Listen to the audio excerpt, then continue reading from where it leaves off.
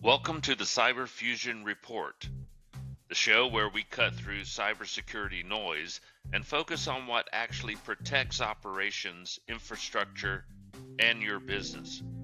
This podcast is built around one core idea: cyber fusion.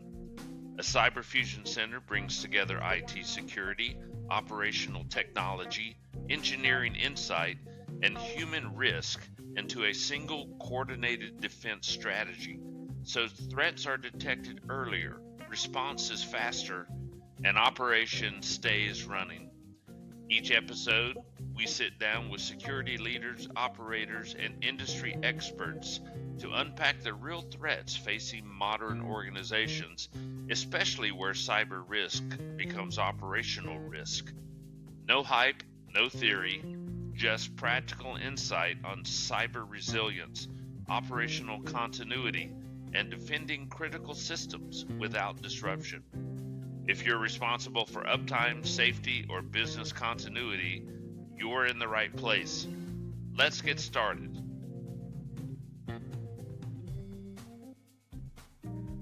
Good afternoon, and welcome to another episode of the Cyber Fusion Report. I'm your host, Gary Mullen, and today's conversation tackles one of the biggest realities facing industrial organizations right now. OT security is being asked to modernize faster than the industry can realistically keep up. The threats are accelerating, the environments are expanding, the data is exploding, and at the same time, experienced OT talent is walking out the door faster than many organizations can replace it. Joining us today are two people who've spent years operating at the intersection of industrial operations, cybersecurity, and real-world operational resilience. First, we're joined by Terry McCorkle, CEO and founder of FishCloud. Terry has decades of experience in offensive security, OT cybersecurity, red teaming, and cyber fusion operations, helping organizations understand how cyber risk translates into operational and physical impact. We're also joined today by Brad Willet, an experienced industrial and operational technology leader with deep expertise working inside highly distributed operational environments. Brad has spent years navigating the realities of large-scale OT operations, cybersecurity modernization, workforce challenges, and the growing pressure to secure increasingly connected industrial systems. Today, we're diving into some of the biggest issues shaping the future of OT cybersecurity. Why OT still struggles with limited time, limited resources, and aging infrastructure while the threats attacking them continue to evolve. How AI is simultaneously helping and overwhelming industrial defenders. Why segmentation and firewalling are about to become a major investment priority across OT environments, and what the ongoing loss of experienced OT personnel means for operational resilience. And finally, why data quality may ultimately determine whether predictive analysis and analytics in OT succeeds or fails. This is going to be a direct, honest conversation about where industrial cybersecurity stands today and where it might be headed next. So, gentlemen, if you're ready, let's jump right in. Brad, I want to throw this first question to you as our guest on the show today. For years, and we talked about this earlier, OT cybersecurity is operated with fewer and fewer people, smaller budgets, and an infrastructure that's getting older, while the threat landscape is accelerating around it. At what point does doing more with less, and we've all heard that many, many years, stop being operational discipline and start becoming operational risk? So that is a very interesting statement that you made. When does it start becoming operational risk? I think it's always operational risk.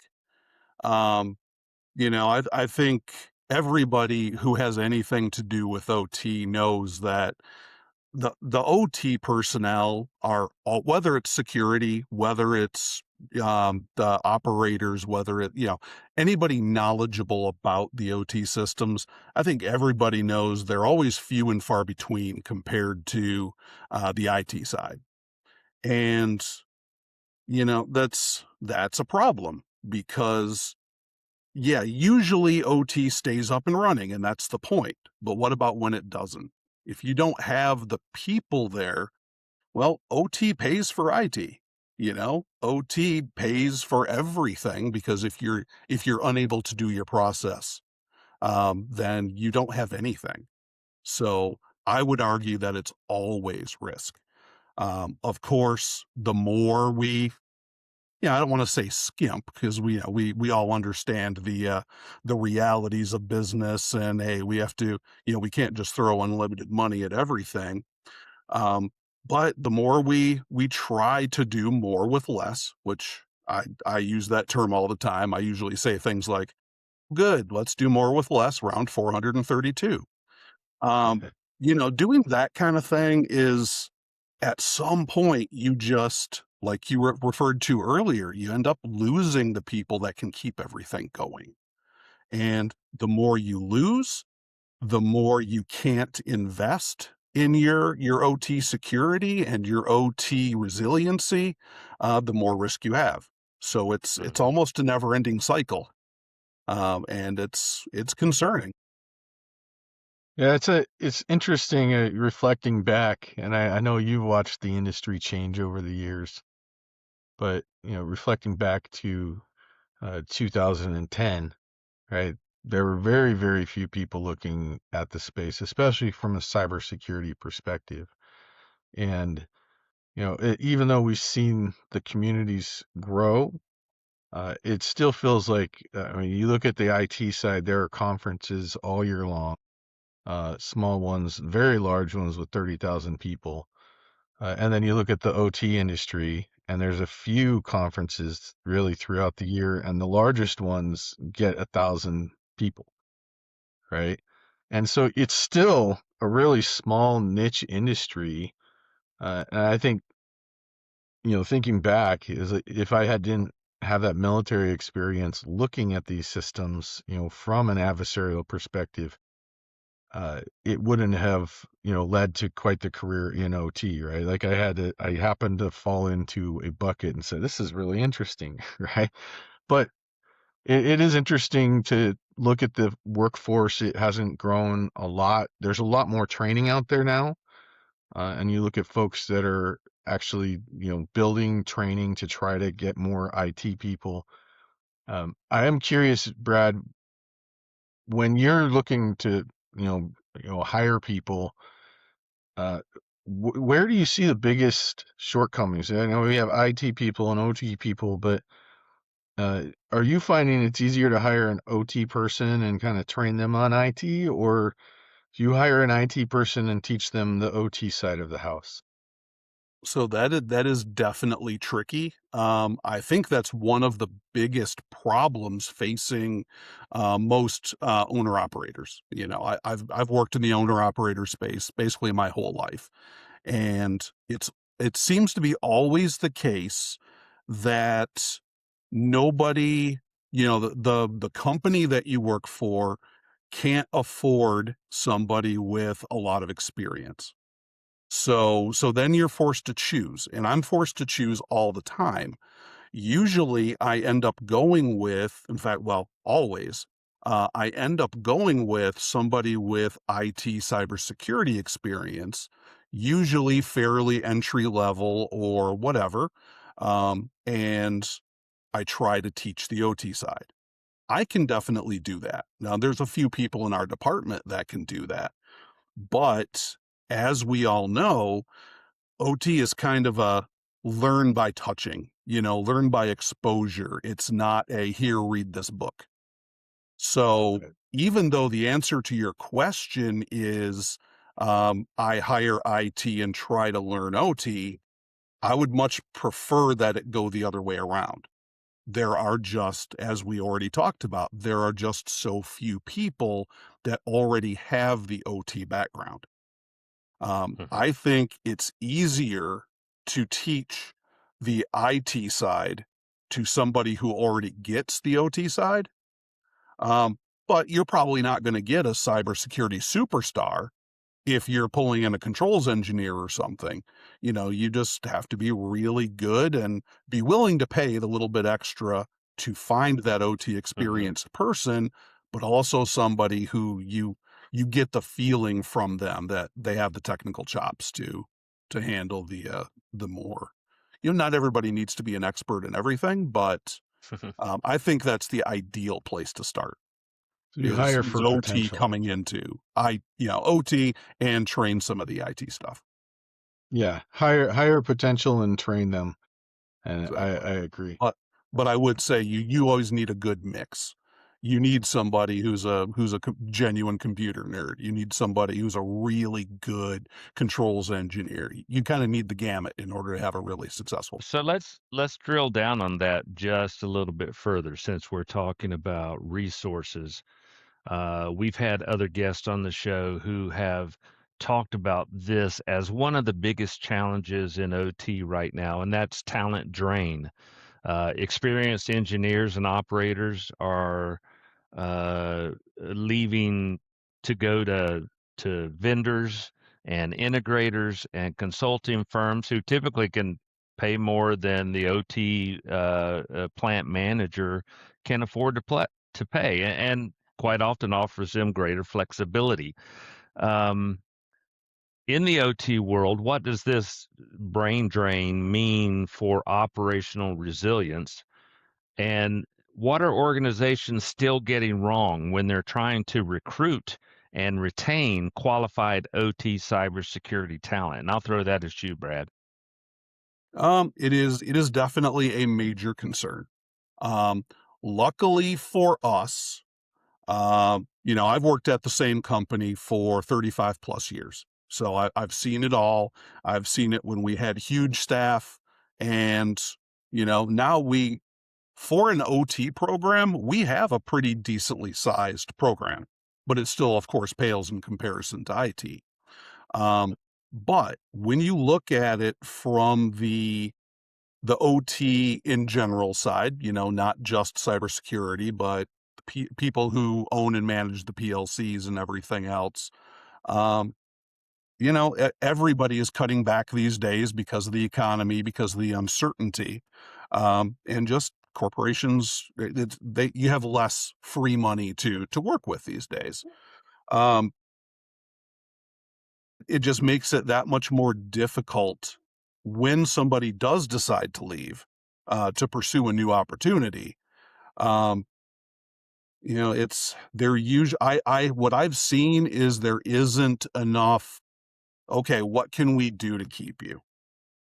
Sure, there's always people that it's like, okay, we can afford to let them go because they're good. There's nothing wrong with them, but maybe we can find a superstar, something like that.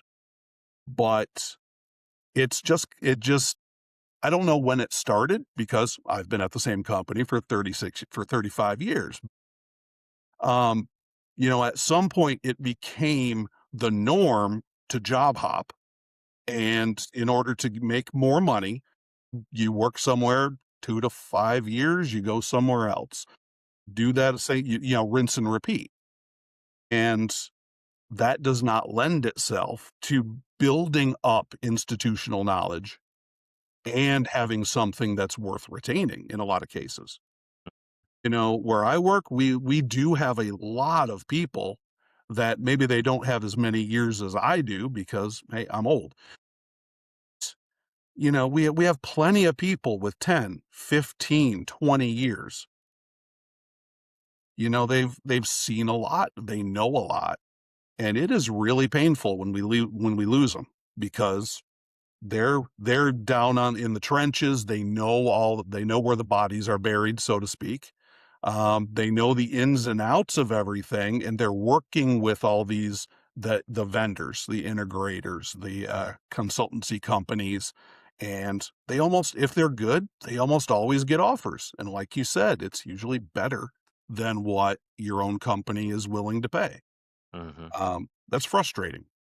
I would really like to see more investment in keeping the SMEs, your own SMEs happy, Hmm. because I think that institutional knowledge is absolutely key. Yeah, it's interesting. I've always called those folks unicorns, right? You're looking for that unicorn that can be magical and get things done, and it's a work ethic, right? There's Mhm. to your point, they live and breathe this stuff, right? They go home and work on labs for fun in the evening, kind of thing. Those are the folks that I came up in the industry with. We were always coming up with something new or some way to help. But you're right, the job hopping is is there, it's a lot of folks, they plan on 2, maybe 4 years in positions these days because they want to go get a new knowledge set, things of that nature. I'm curious if you think is there, have you seen a good training program that is designed to help keep people around, like keep them interested, keep them moving, or like you've been in several positions when we chatted throughout your career within the same company. Um, how does the training and keeping them interested or moving them between different jobs, does that help, or how have you seen that impact? Um, I think at least in my company, um, it has definitely changed over the years. It used to be, back in the 90s and early 2000s, it was intentional rotation. But you also had a lot less technology to deal with, and it was easier to take somebody who didn't have any technology experience and get them that technology experience just by throwing them into the fire, because there wasn't as much to figure out. These days, technology is so just embedded in everything we do and all of our future efforts. Um, we don't do that as much. It's more of a um, whatever you're interested in. I mean, we will definitely, try to foster, interest and opportunities within things that you're interested in. So that's good. We're very good at that. But, if you want to stay in the same job or the same job family for 20 years, that's also good too, because, like I said, I think that institutional knowledge is very important. I do also think, like my previous answer, with OT and IT, the job hopping gives you another perspective also. So again, the perfect team is going to have people that have job hopped that have different Hmm. perspectives. Is going to have a couple unicorns in it. Going to have people that grew up in OT. You're going to have people that know a lot about IT and are trying to learn OT.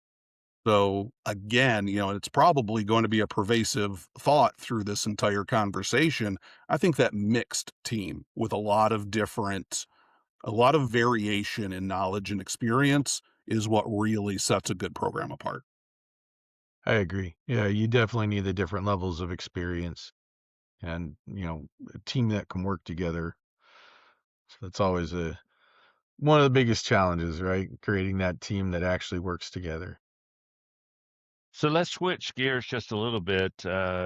Back in several lives ago, I used to run several successful operations centers, and back in that day, artificial intelligence was not on anyone's lips. It wasn't even a discussion.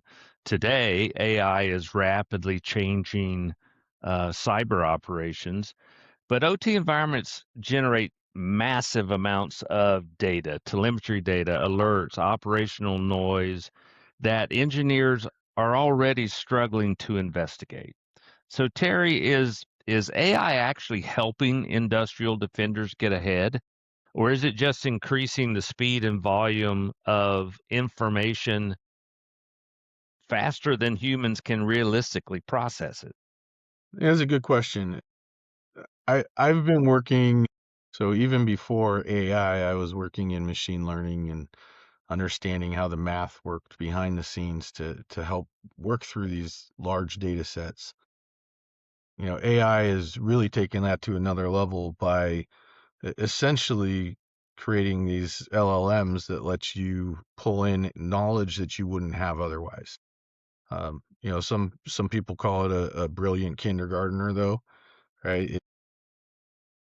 It's doing its thing. It's not always 100% accurate. But if you look at how it's being used, both from an attack perspective, admittedly, I think attackers have an advantage when they're using a tool like this. They don't have as many rules to follow, and it helps them with that same level of knowledge. So the attacks are continuing to increase. When you look at an OT environment, how would you implement AI in OT environments? Because you really need to pay attention to safety, right? Human safety is the number one aspect of these physical environments. The military, we used to call it cyber to physical, which was always a fascinating term to me. It's like, wait, you can hack something and make something happen in the physical world. It's a step beyond what a normal hacker would do, right? AI is helping to automate that. Now, on the defense side, you can't just go throwing it out there and hoping it sticks, right?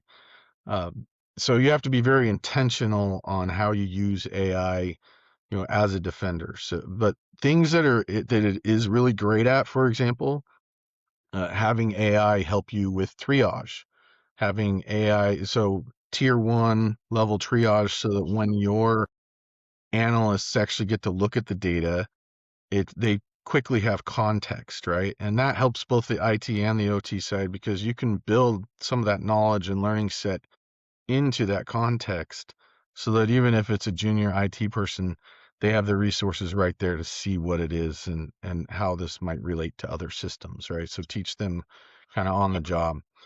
Some of the other critical pieces, you don't want to have the AI acting in any kind of autonomous mode, right? It should never be making changes to the systems. So the key is you always have to have human in the loop, right? People have to be there making the decisions of what's actually going to happen. But really, I think the biggest place that AI will help the OT organizations is to help correlate data, right? And this is both on the IT side and the OT side. And that is, you have teams that get called in to respond to an emergency or respond to an incident, and it can really be used to be there as that note taker, the task scheduler, it essentially acts as an admin to help make sure that you're meeting compliance requirements. Those are the sort of areas where I think AI will really take off and is taking off over the OT industry. But IT is learning these lessons as well. So we could go for hours on just the AI side of things and where that can be implemented and how that can help. But I think the key is it helps you retain that foundational, knowledge that people are learning, so that the lessons learned are shared across the team instead of being stuck as institutional knowledge with one person. So, Brad, I'm interested in what your thoughts are on that. Yeah, I think you pretty much summed up my thoughts exactly. First of all, I love the Terminator movies, so I'm very skeptical and cautious with AI.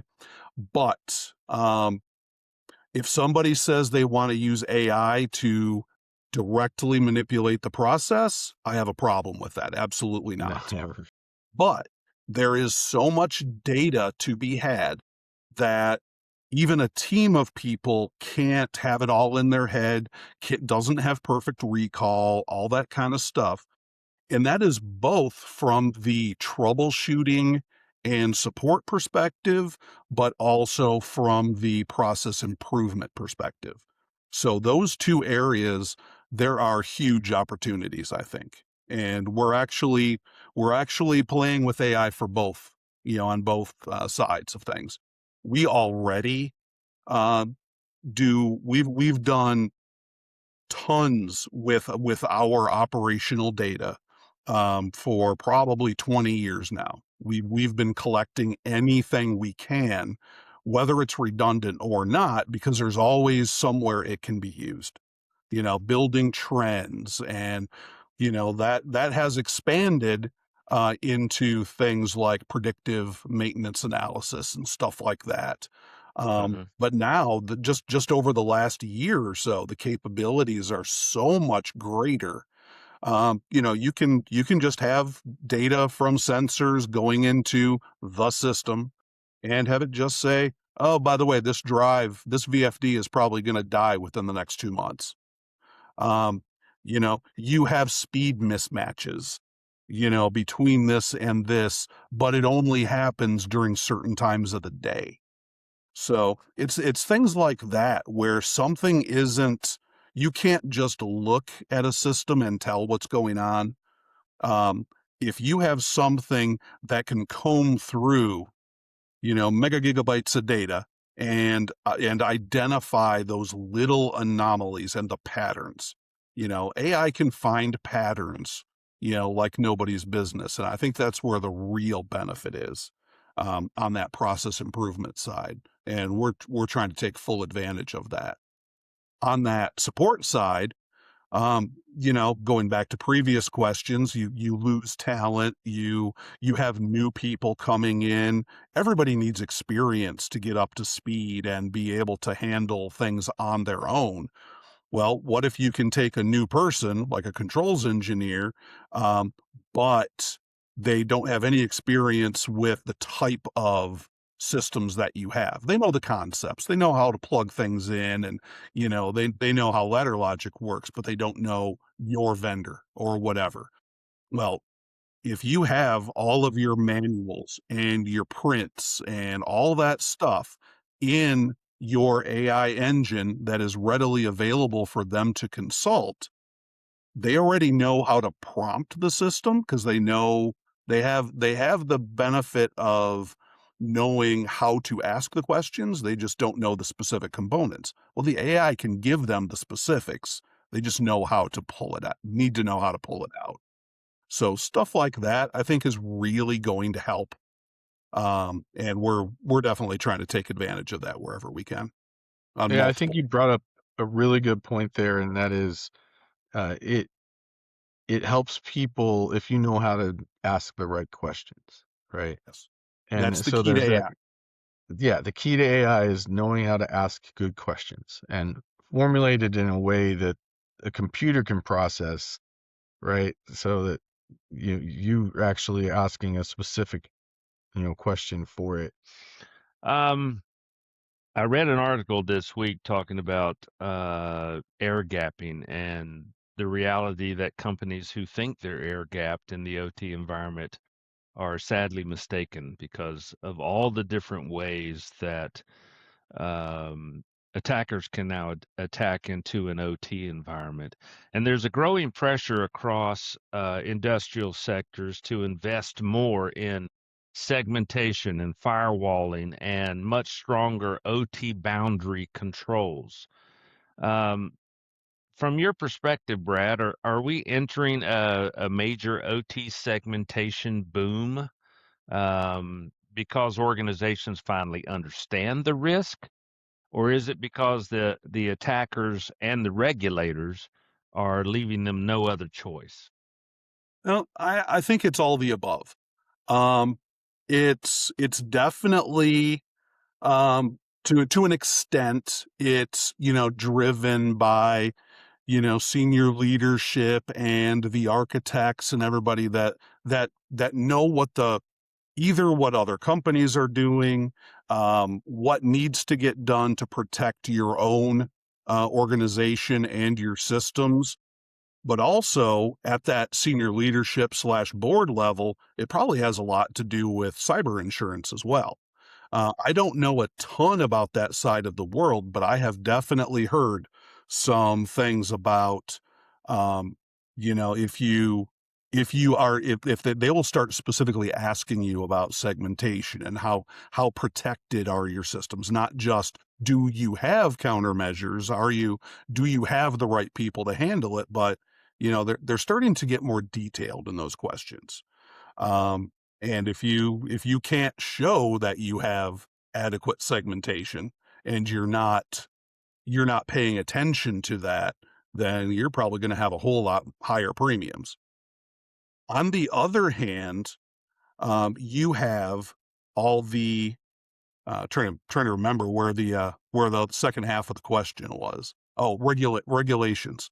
So we don't see that in the US right now, but obviously, NIS2, for example, there's definitely verbiage in NIS2 about segmentation, and um, we don't have a ton of regulation in the US yet about that kind of thing, but I think it's obvious it's coming. We don't know exactly when, but uh, and that is one of the easiest things. Anybody who's worked in OT for a while knows that segmentation is one of the easiest and most effective ways to protect your corporation, your systems, your process, whatever. So a lot of it is just, okay, yeah, we have to do this. We I work for a multinational company, so we already have to pay attention to certain things in different regions.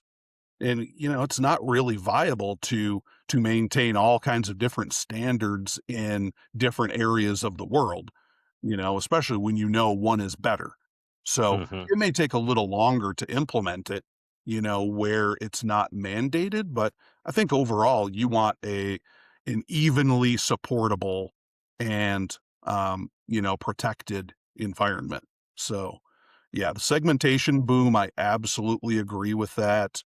I also wonder how much of it is because there are so many vendors out there who have the best segmentation solutions and all that.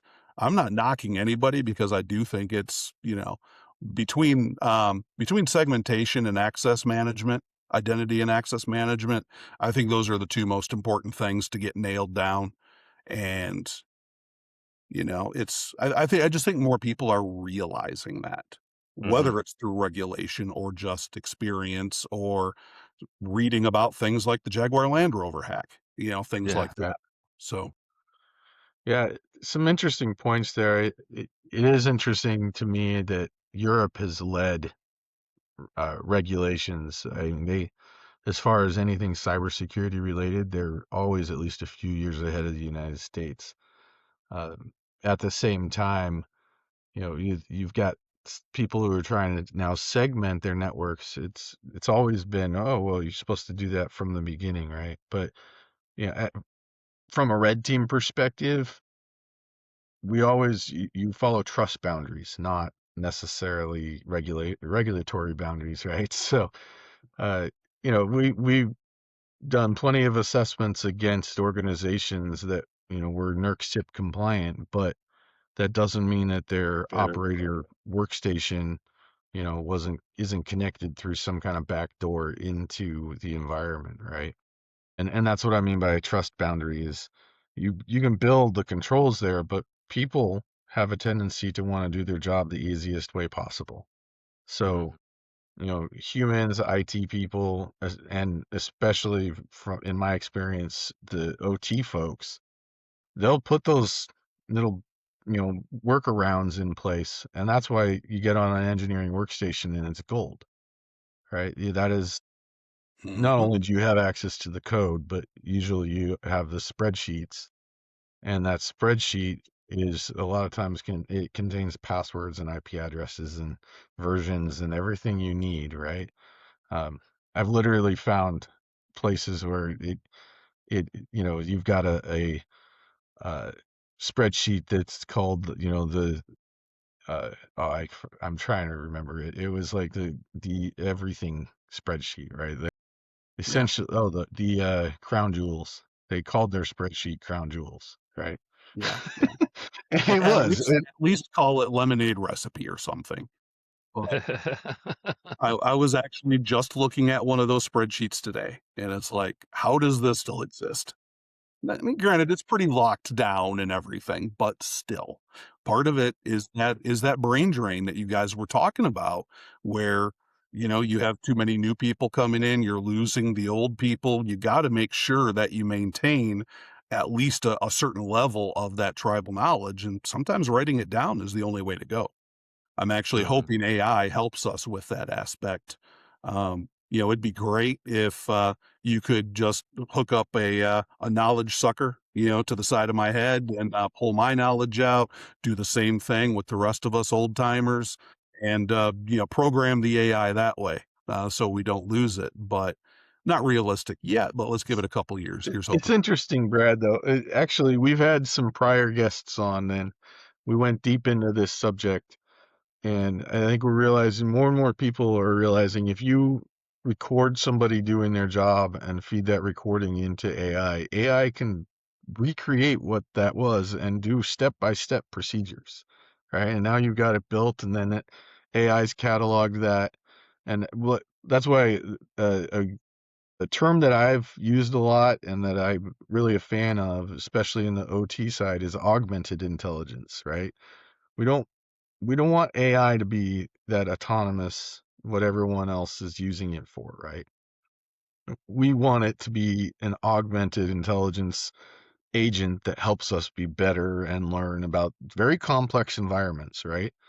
And to the point we were talking about earlier, that's the crown jewels, right? This is what makes the company money. So it's always been surprising to me that it doesn't get more investment, into what runs your company or any organization on the planet, right? Yep, exactly.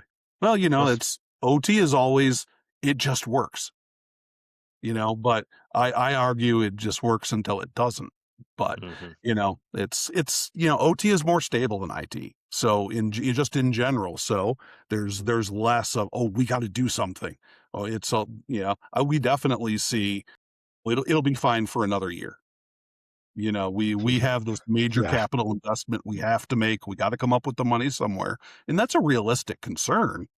But at some point, you have to pay just as much attention to that could happen. We're getting close, just Mhm. that risk aspect. Risk has a cost to it.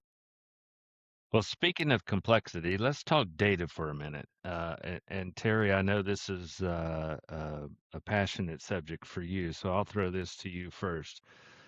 A lot of companies say they want predictive analytics. They want operational intelligence. They even want AI-driven decision making. But many OT environments still struggle with very fragmented, incomplete, low quality data. How big is the gap between the promise of predictive analytics and the actual reality in the industrial data that most organizations actually have today? I think that's a good question. Uh, some of the earliest data analytics on OT systems I did was back in 2013. And it was, for example, looking at a railway and looking at how are the different ways we can slice and dice wayside data, right? Um, and then I spent a lot of time in manufacturing facilities where they were using predictive analytics to look at, for example, torque wrenches that were being used to build vehicles. And they were monitoring, how the torque is working for each device, and they could tell you within, a reasonable amount of time that this device is starting to get out of tolerance. You need to plan on replacing it in 5 weeks, right? So I think what I see in organizations today, though, is it's all in silos, right? You'll have a different organization that's responsible for doing predictive analytics than you will that's required to do security. And you'll have an additional organization on top of that that's looking at the analytics for the business. How does operation time translate into business value in dollars? And to me, it's always what I've realized is it's really a lot of the same data sets that you need to make those decisions, right? Whether it's coming off of the devices on the floor that you're doing predictive analytics on, that same data set can be used by cybersecurity to look for anomalies when things are happening. I've always said, how can you tell the difference between an operational outage and an attack? Well, a lot of organizations can't get there today, and that is because they've got the data siloed. So, in what I've seen is most organizations have the data. It may not be being collected by the groups that need it, but you'll have historians, you'll have HMI data, you'll have device data that's stored for long periods of times by the OT team. You may not have, in a lot of OT environments, you're not going to have like a CrowdStrike running on all of the, engineering workstations or things like that, right?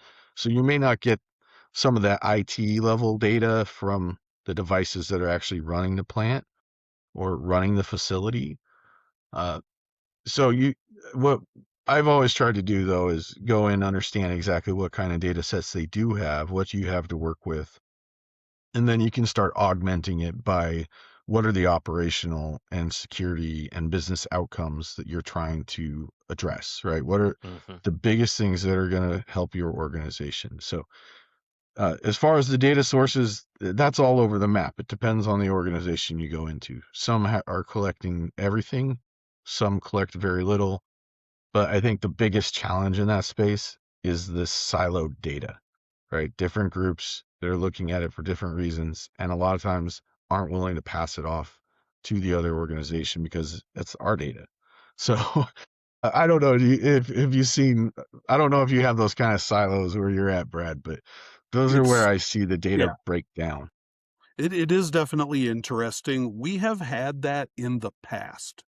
So there are, of course, still silos, but it's less these days.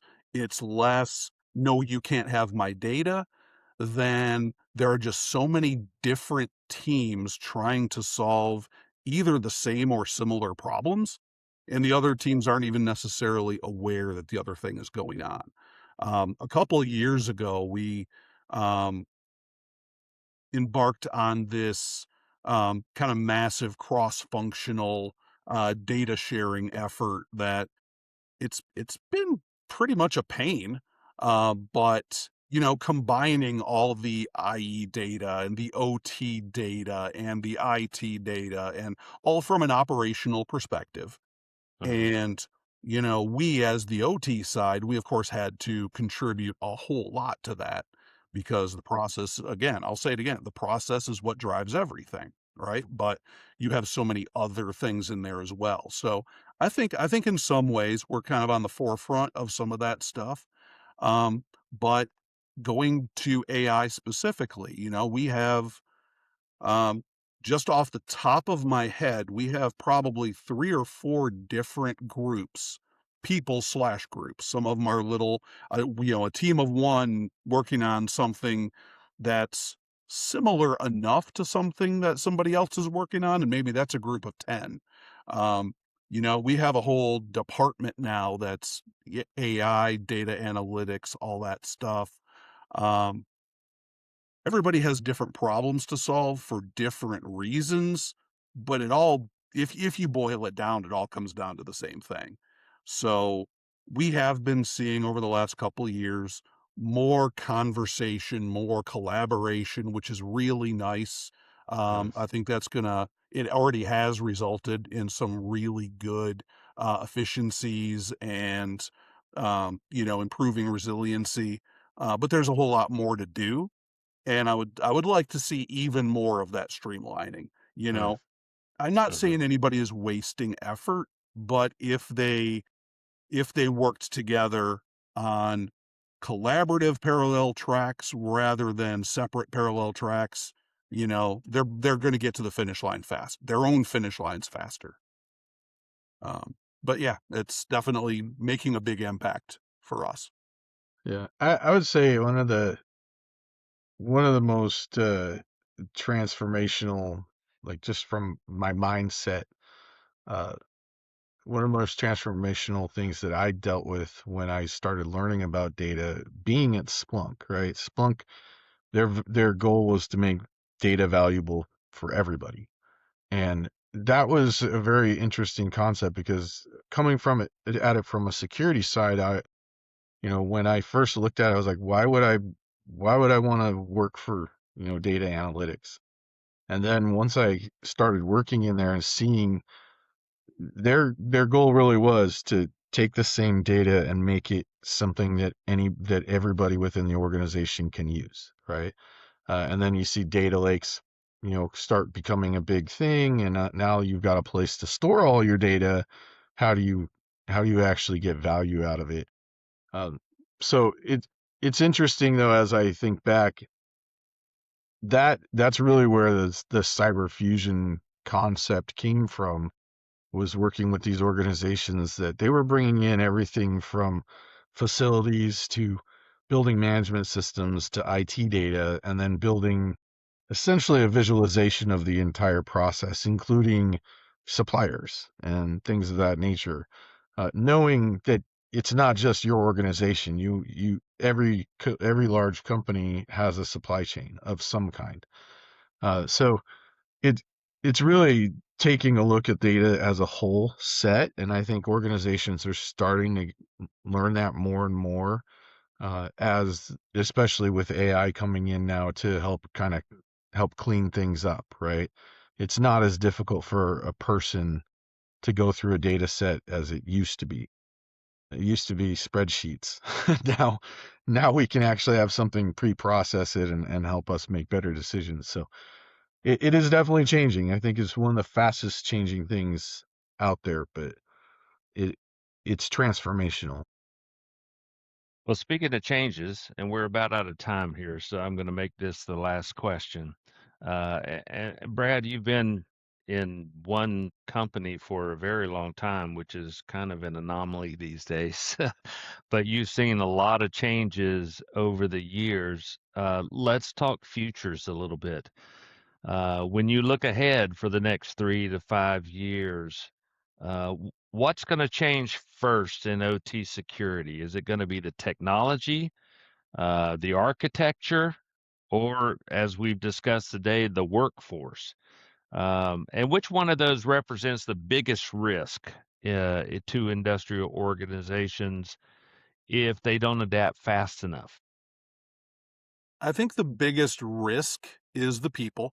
We've already talked about losing the knowledge, losing the people, bringing in, having to start with inexperienced people. I think that's a significant risk, and hopefully we can get past that.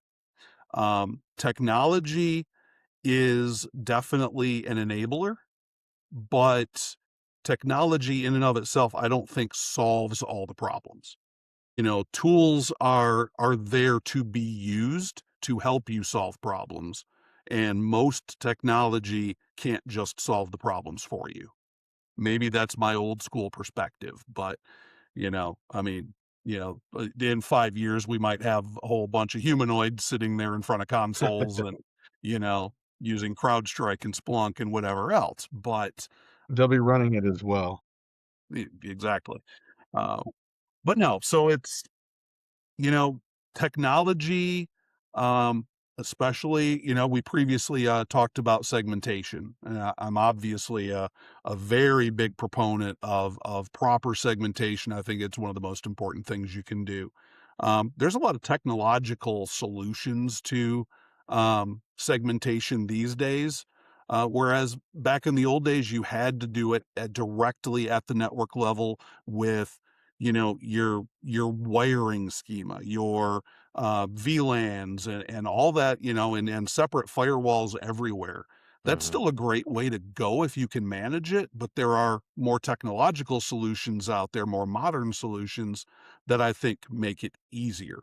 Whether that's software defined networking, whether that's a whole, suite of things, integrated IAM with segmentation technologies where you don't have to add all these different parts. It's just kind of segmentation in a box, so to speak. Hmm. A layer that sits on top of your physical network and manages everything for you. I think there's a lot of opportunity for technology to help.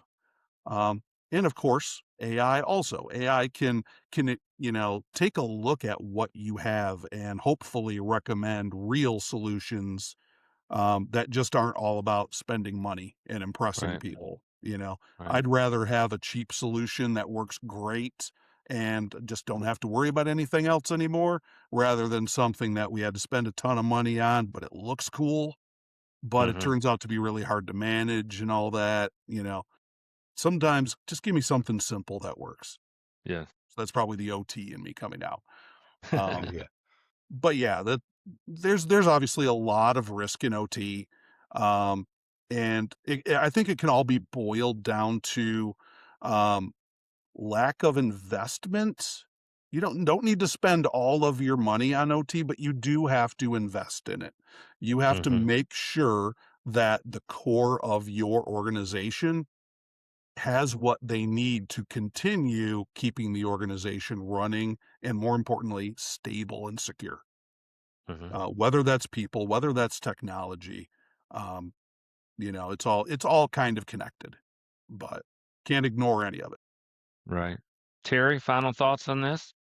Yeah, I definitely agree. The biggest challenge is people. If anybody's watching this and you're in IT or in OT and not doing OT security, uh, it's a growing field. Whereas IT, you're seeing more and more jobs be replaced or at least the load lightened, right? I I've never worked for an organization where their security team was big enough to really keep their head fully above water. Right? the the larger it is, the more underwater you feel like you are, right? Mm-hmm. And and it's because you really, as a security person, uh, you have to make sure the guard is up all the time and not fail, right? When you do fail, it turns into a giant incident, which is also an opportunity to get to spend money, unfortunately. But that seems to be when, you know, people start looking at the real problems is after something has actually occurred. But in the workforce, I think there's a huge opportunity because, to what we've been talking about, there's not a whole lot of people doing this today, and there are a lot more people aging out. And some of the things Brad and I actually got to meet for the first time at a security conference, a OT security conference. And one of the things that was highlighted there is the average age of an OT person is 55. And that's and or 55. And that's exactly 10 years older than it was 10 years ago, right? There's not been enough people going into this field. And it's one of the few segments of IT and OT, that convergence piece, Mm-hmm. that there's a growing job market, not a shrinking job market. So it's definitely, I agree, the workforce that needs to, we need to continue to improve that, and the knowledge and how that's passed on is really one of the most critical pieces, right? How do we pass on the knowledge from people that are getting ready to retire to a younger generation that's about to pick up the torch, right? So it's an interesting time to be in that convergence space. So we really appreciate your time today, Brad. This was great, and Yeah, uh, thanks for having me. It was a hopefully good we'll get to conversation, chat again and in the future. more people need to hear this stuff, because it's the key to keeping all of our lives though as good as they are. Clean water, and I can get my bobblehead at my door the next day, and we have power and everything else. That's all. Those are all key components to our way of life. It's pretty easy. If you know how things work, it's pretty easy for that to get disrupted, and none of us want that to happen. So, yeah, we need more Exactly. people to come into this space, and it's fun. All right, gentlemen, that's going to be a wrap for today's podcast. I really appreciate both of you being here. This has been an incredibly important conversation. One of the biggest takeaways from today is that OT cybersecurity is no longer struggling because organizations do not understand the threat. The threat is very real.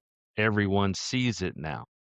The challenge is that industrial organizations are being forced to modernize while dealing with shrinking expertise, aging infrastructure, overwhelming amounts of data, and operational environments that were never designed for the level of connectivity and exposure they face today. And that creates a dangerous gap because attackers are moving faster. AI is accelerating discovery and analysis. Operational environments are becoming more connected and more distributed. But many OT teams are still trying to defend critical systems with limited visibility, limited staffing, and limited time. At the same time, the industry is losing some of its most experienced people and the very people who understand how these environments actually operate. What happens next may define the future of industrial resilience. Organizations that invest in visibility, segmentation, operational intelligence, and human expertise will have a chance to stay ahead. The ones that delay may eventually discover that operational risk is no longer theoretical. It becomes production impact, safety impact, and business impact. Terry, Brad, thank you both for joining us today and for sharing your perspectives and experience. And to everyone listening, thank you for joining us for another episode of the Cyber Fusion Report. We'll see you next time. This has been the Cyber Fusion Report podcast. Thanks for joining us. And for more information, please visit www.fishcloud.com or email us at cfc@fishcloud.com. Thanks and have a great day.